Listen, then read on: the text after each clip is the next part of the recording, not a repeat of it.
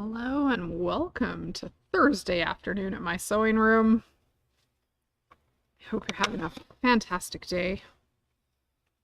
I'm gonna work on a two-part video for you guys today and tomorrow.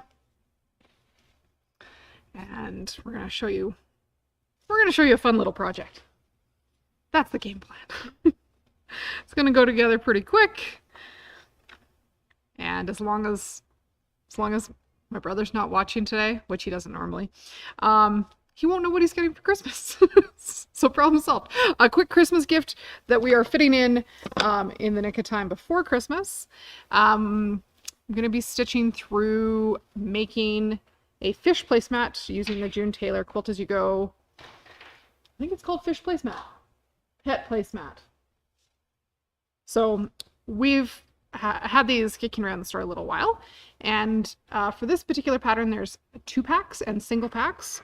The 2-packs have a coupon in them where you could bring them back, and we're going to sell these as the 2-packs were donating money to a local feline rescue foundation called FERFA, Feline Rescue Foundation of Alberta.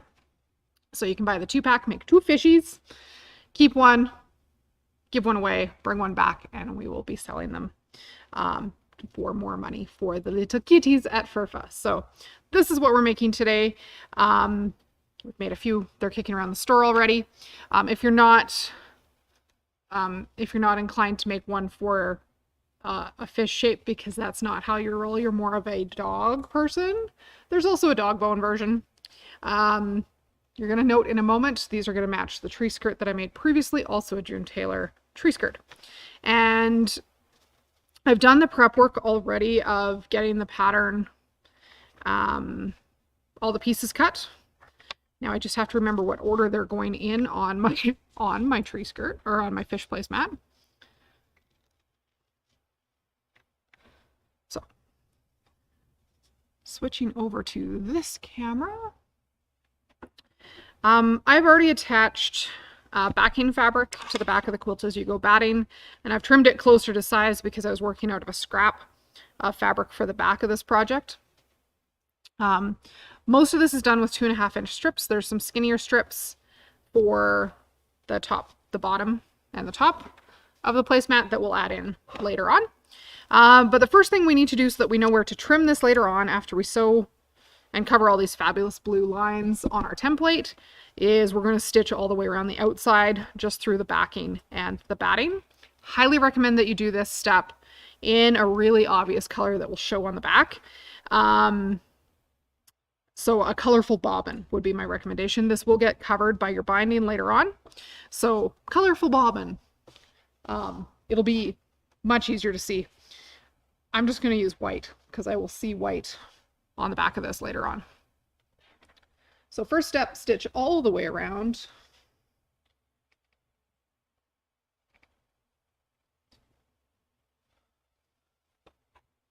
Doesn't matter where you start and stop.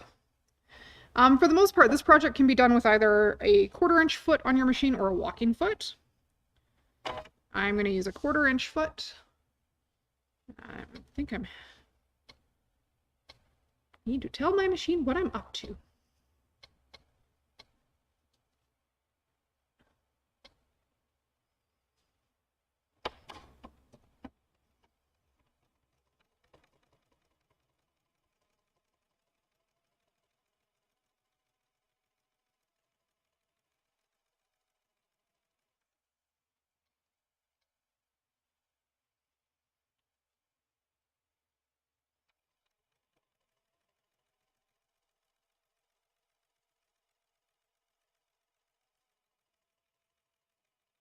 This particular stitching around the outline serves 2 purposes in the Quilt As You Go. One is to secure your backing to your batting, and the other is to give you that trim line later on. Oh, Chelsea, could I have one of those seam ones that came in? Yes.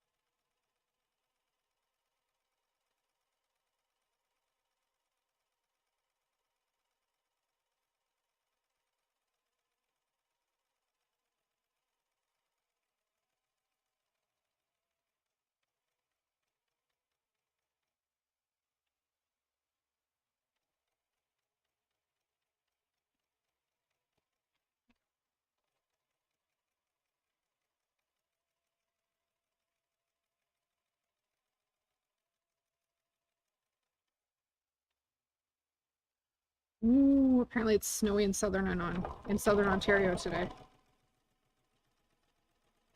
I can see out the windows here. It looks like it was clear and there was outside today.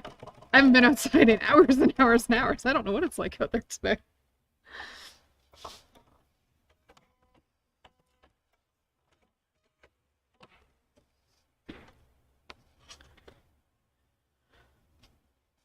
So from here, after that backing is adhered, we've stitched all the way around it in a thread that we can maybe see on camera, but I can definitely see in person. We're just going to start adding pieces in the order that they need to go. So 1, 2, 3, 4, 5, 6, 7, 8, 9, 10, 11, 12, 13. Just like that. So piece number 1 is the only one that will land right side up. So 6, 8, 6, 4, 2. This will be my piece number 1, the layout I had. So piece number 1 will get just laid wrong side down on top of the batting. And then piece number 2, we're going to bring in next to it to cover the area of number 2. We're actually just going to line it up along that blue line right on top of piece number 1. And we're going to stitch that with a 1/4 inch seam allowance from one end to the other.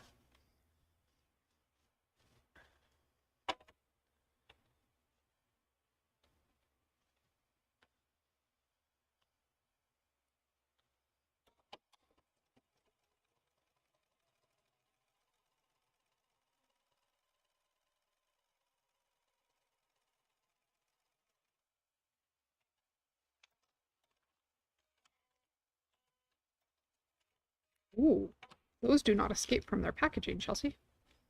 No, I tried. Okay. I think I'm going to escape it. So, with this particular batting, you don't want to be ironing and having anything shrink as you go.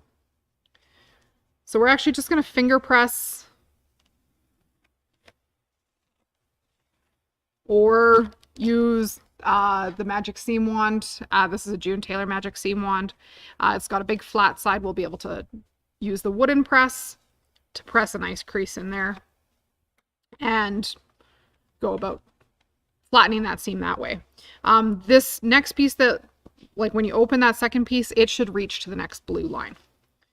And then we'll do the same thing with the seam line between 1 and 3. And we'll just carry on.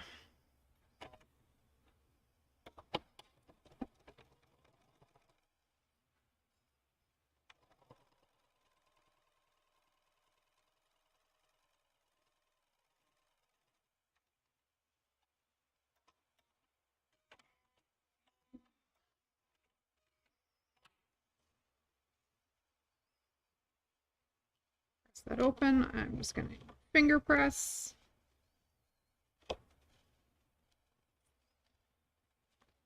Piece number 4, we're going to spin around and go over here.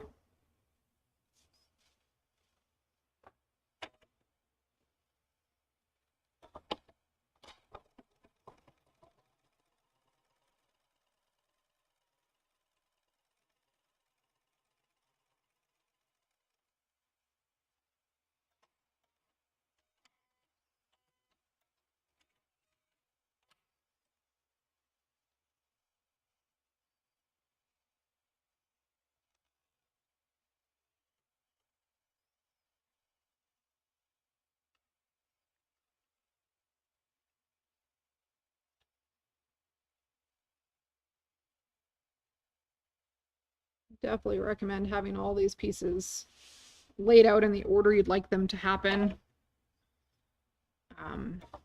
before you get started.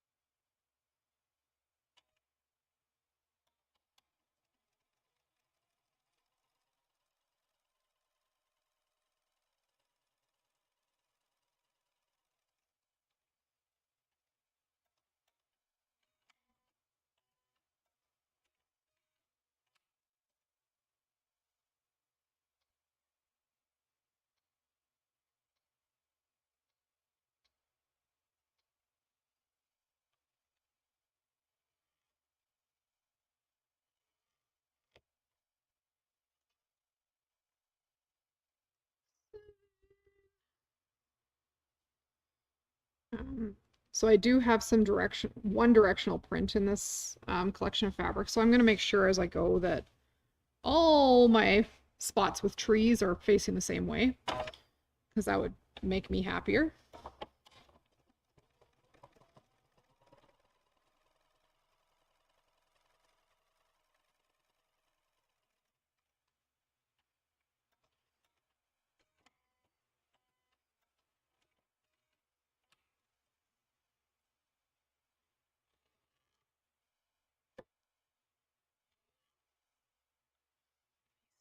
Eight.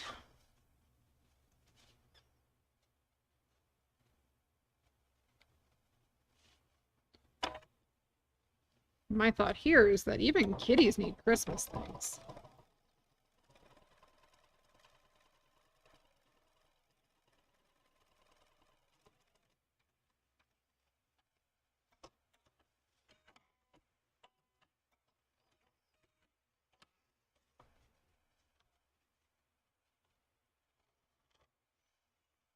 First of those end blue lines are covered over.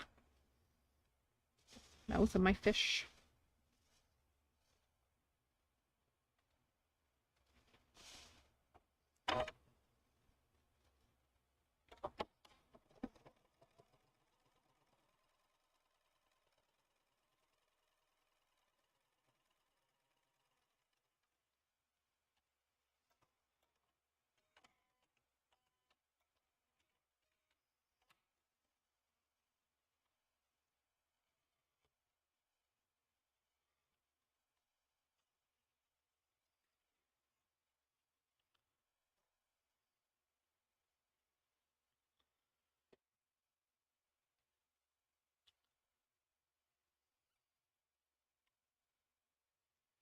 I think I was going to do trees up at the top.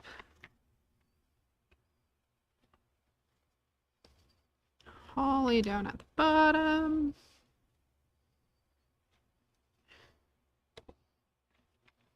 I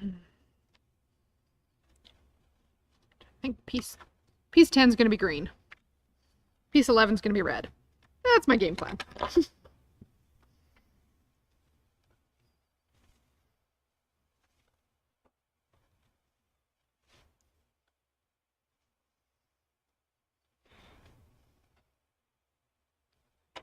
And on these straighter grain ones, I'm pretty happy not pinning, but if you would feel better dropping a couple pins through there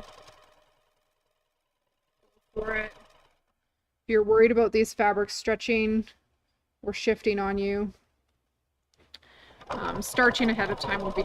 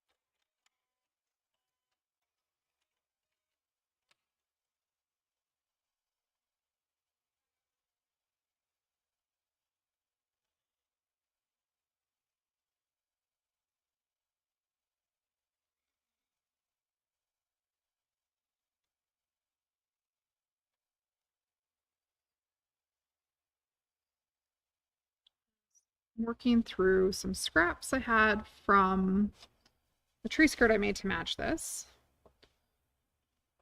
So the pieces 12 and 13, I'm using slightly shorter pieces, but they get trimmed off in between anyway.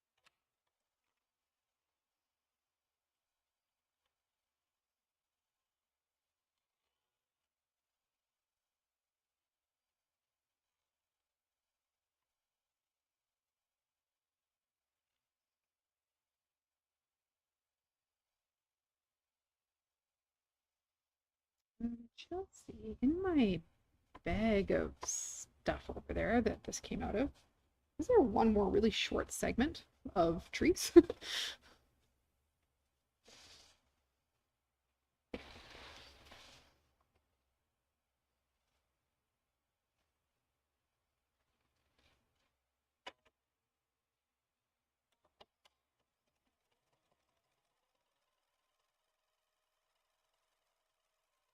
If not, I'll make it work.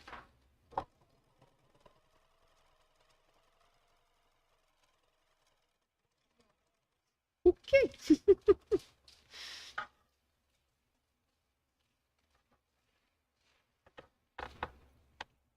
We'll be just fine. We'll just make the trees fit.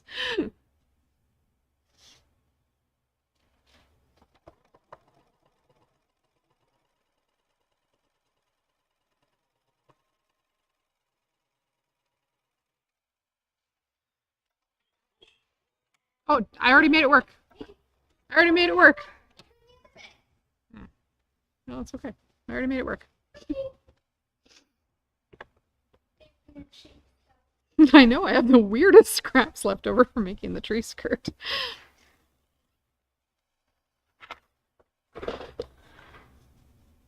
So now that that is all covered, all my blue lines are covered. This is nearly finished. It needs to be trimmed and bound. Before that happens, we're just going to stitch all the way around the outside from the back side to secure these in place. I'm going to get in there with a little bit of spray glue just off camera to hold my pieces 12 and 13 right tight against the batting so they don't shift on me as I'm sewing this upside down. And same thing with the pieces 8 and 9, just to hold the ends in when I flip this over. But I'm just going to stitch all the way around that outer perimeter of the fish once more, and it's ready to be trimmed. And then tomorrow we're going to put binding on my favorite way to attach binding, which is using the Bernina binder attachment. My absolute favorite way of doing binding on everything. If you've never seen one of these in action, come back in tomorrow. There's many ways of doing bias binding. This happens to be my go-to method, and I'll show you how to set up to do bias binding this way. And because we haven't done that in a while. And that's how I'm going to finish the last of my Christmas fish and the dog. But the fish has all the things you need to know for how to use a binder attachment. We'll have to start and stop and turn corners. There's inside corners and outside corners. It's a brilliant little shape to practice on. But if you're nervous about doing bias binding, start with the dog bone. It doesn't have corners. It's a little bit more straightforward. So that's what we're doing tomorrow. We will finish up this fish placemat. So I have one more Christmas gift done. 2-part video. So other things going on around here today. There's many more Quilt As You Go projects from June Tailor. They're all fantastic. They're all super fun and not super challenging. There's tea towels where you get to cover the top of the tea towel hangers. There are, where did the little, oh, there's a little sewing box or a lunch kit up there with a built-in zipper. Those are super cool. tree skirt, there's wine bags, there's mug mats, lots of cool stuff for you to work with. And then new fabric lurking in the display. It's hiding in there. A little bit hard to see, has nothing to do with quilting. This is a new to us fabric called Aries, and it is a legging weight knit. So if you're looking for a heavy fabric to make leggings out of, because real pants are no fun and it's winter, and leggings would fit better under your snow pants when you're going out and doing fun things, or leggings would fit better under, say, under a dress. You can make leggings that fit. So that's called Aries. It's gorgeous stuff. Other things going on around the store. There's other things going on. There's a couple different machine sales. There are some accessories on sale before Christmas. So if you're looking for some Bernina machine accessories, those are on sale. Luggage. And there's big books of feet. There's some cool stuff. We've also got classes coming up. That class sample was right here earlier today, and then it moved. We've got a beginner quilting class starting in January, on January 13th, and running for 4 Fridays. So if you're wanting to come learn the basics of rotary cutting, piecing, binding, making a perfectly square quilt top, and all the good stuff in between, you're welcome to come join us for that. We'll be running it both virtually over Zoom or in store if you'd prefer to actually leave your house and hang out with other humans in person. Either way will work. So registration has started for that. Thank you for joining me today. Look forward to seeing you back tomorrow for binder attachment in action. By far one of my favorite toys that I've ever picked up, and now it's my go-to binding method for anything that isn't square or rectangular.